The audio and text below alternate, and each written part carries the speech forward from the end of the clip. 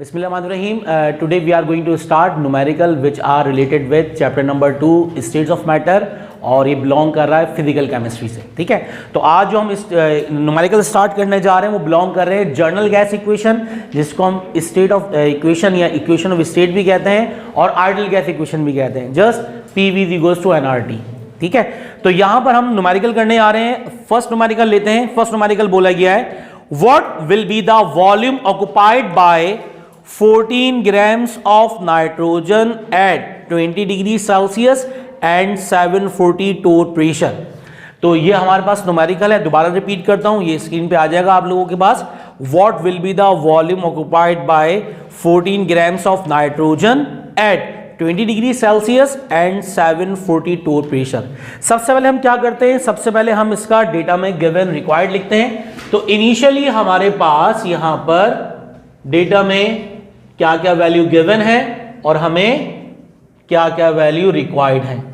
देखें, क्वेश्चन पढ़ देना है, साथ साथ डेटा कॉपी करते रहे. Number 1, what will be the volume occupied bye. Volume calculate करना है, तो वॉल्यूम हमें रिक्वायर्ड है, V से जाहिर करेंगे. ठीक है, 14 grams of nitrogen gas, mass of nitrogen given है 14 grams. ठीक है, तो देन इसके बाद at 20 degree Celsius temperature given है हमें 20 डिग्री सेल्सियस.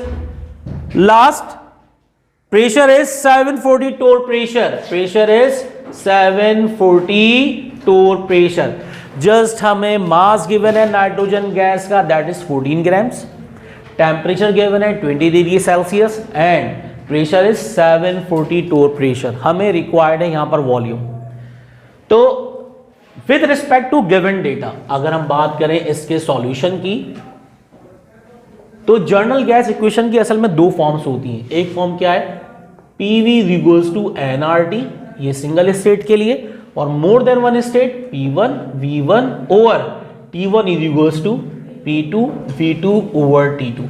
अब हमें कंसीडर ये करना है कि भाई कौन सी स्टेट है. पहली बात तो ये कि सिंगल स्टेट है या फिर मोर देन वन स्टेट है. तो हमें नजर आ रहा है कि यहां पर वॉल्यूम एक ही है, प्रेशर भी एक है, टेम्परेचर भी एक है. इट मींस दैट कि हम यहां पर नॉर्मल जर्नल गैस इक्वेशन इस्तेमाल करेंगे. PV is equals to nRT. हमें वॉल्यूम कैलकुलेट करना है, P जाके डिवाइड हो जाएगा nRT ओवर P. इक्वेशन 1. अब सारा मामला क्या है यहां पर, पहली बात हमें चाहिए नंबर ऑफ मोल्स चाहिए. हमें मास गिवन है नाइट्रोजन का. नाइट्रोजन का जो एटॉमिक मास होता है वो कितना है, 14. ठीक है, 14 AMU is the atomic mass of nitrogen. तो 28 क्या होगा हमारे पास इसका मॉलिक्यूलर मास. तो पहले हम बारी बारी एक ही डेटा कलेक्ट करते हैं. मॉलिक्यूलर मास ऑफ N2 कितना हो जाएगा, ये 14 into 2 is equals to 28 AMU. ठीक है, पहले हम एक एक वेरिएबल डेटा इकट्ठा करेंगे. मोल्स हम जानते हैं, moles will be equals to mass in grams divided by atomic mass, molecular mass, formula mass. Mass of nitrogen given है डेटा में, दैट इज 14 grams, तो 1/4 लिख दिया हमने, डिवाइडेड बाय 28. तो ये मोल्स आ गए. Moles of nitrogen will be 0.5 moles. तो हमने पहली बात तो मोल्स कैलकुलेट कर लिया, मोल्स मालूम है. अच्छा, R क्या है, journal gas constant. The value of R is, R की दो वैल्यूज हैं, 8.314 जूल पर मोल केल्विन और 0.0821. याद रखिएगा, जब भी हम R की वैल्यू इस्तेमाल करेंगे और जर्नल गैस इक्वेशन में सिंगल स्टेट हो तो यूनिट इस्तेमाल करेंगे 0.0821 और इसकी यूनिट एटमॉस्फेयर DM³ पर मोल kelvin.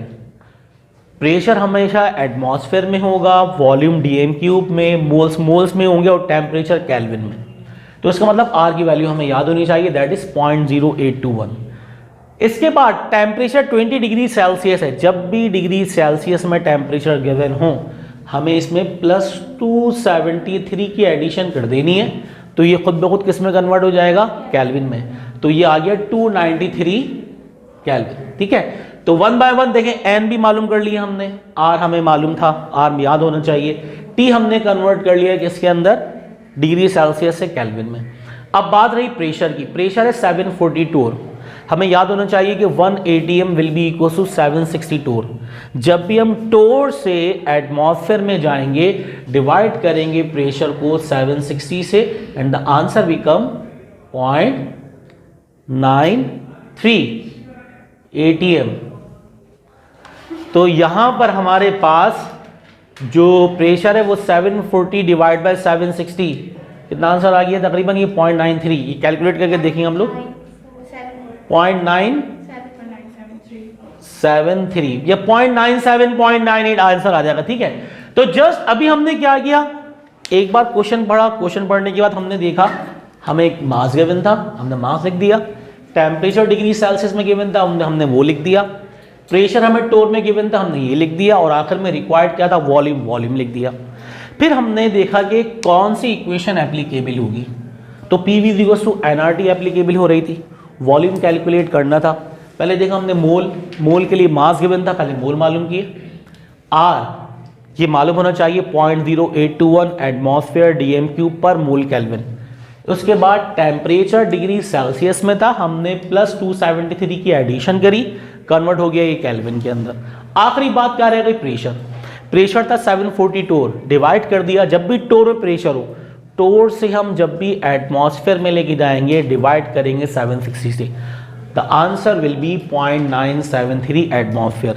Just put the values of all variables, that is moles, general gas constant R, temperature and pressure in equation number 1 and we will get final volume in dm³। जो volume आएगा किस में होगा, वो dm³ में।